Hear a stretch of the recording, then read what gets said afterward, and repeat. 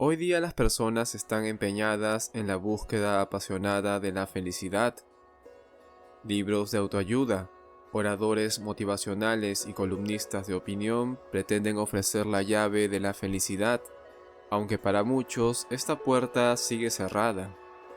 Incapaces de controlar sus circunstancias, descubren más bien que ellas los controlan. Cada vez que sus hogares, trabajos o relaciones, o en el caso de los cristianos, la iglesia, fallan en brindarles felicidad, abandonan todo ello y buscan algo nuevo. Con todo en el torbellino de la vida, nunca parecen alcanzar lo que tanto anhelan. Tras un esfuerzo inútil por hallar la felicidad en el placer y la gratificación personal, llegan a la conclusión de lo que alguna vez declaró el predicador en Eclesiastés: vanidad de vanidades, todo es vanidad. Si bien la felicidad, aquel sentimiento de alegría fugaz, nos elude, el gozo no. El gozo bíblico, la firme convicción de que Dios controla de manera soberana los sucesos de la vida para el bien del creyente y para la gloria de Él, está al alcance de todos los que le obedecen. Dios les ordena a los creyentes regocijarse. Ese gozo divino es el tema de Filipenses. La palabra griega para gozo, tanto en sustantivo como en verbo, se menciona más de 12 veces en 4 capítulos en esta carta. Tanto las circunstancias del autor como la circunstancia de los destinatarios de esta breve carta no son lo que se podría considerar una fuente de gozo y felicidad. El apóstol Pablo era prisionero en Roma cuando escribió esta carta a su amada iglesia en Filipos. Pocas experiencias en la vida de Pablo después de su conversión a Cristo serían consideradas como un motivo de gozo.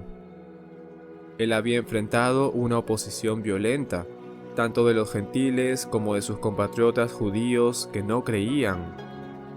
Justo después de la conversión de Pablo, su proclamación valiente del Evangelio despertó la ira de la población judía en Damasco, y ellos procuraron matarlo, y tuvo que escapar de allí por la noche escondido en una canasta mientras lo bajaban por el muro. Luego tuvo que huir a Iconio.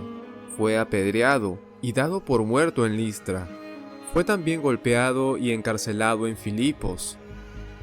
Tuvo que huir de Tesalónica después de que su predicación despertara un alboroto allí, y después salió para Berea, de donde también tuvo que escapar. Fue llevado ante el procónsul romano en Corinto, enfrentó oposición judía y el alboroto de los gentiles en Éfeso.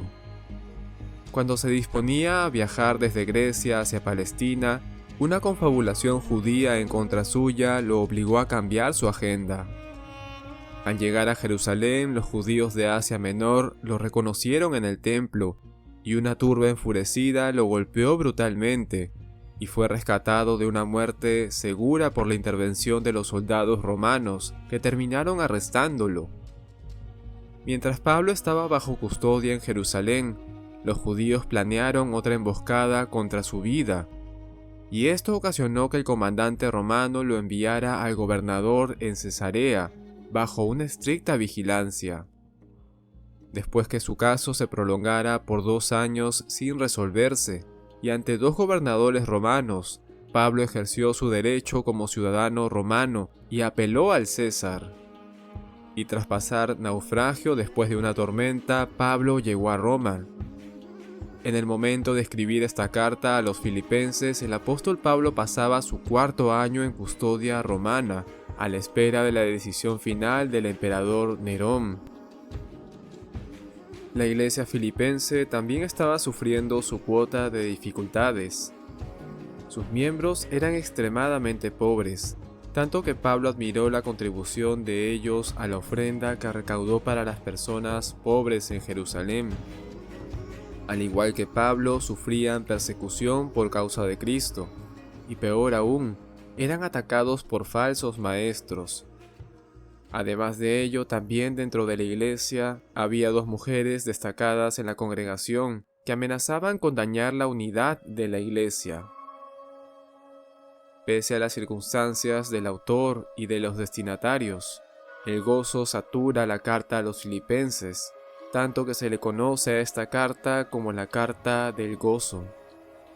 Aquellos que estudian su enseñanza y aplican sus principios, aprenderán al igual que su autor humano el secreto para tener gozo, paz y contentamiento en medio de cualquier circunstancia.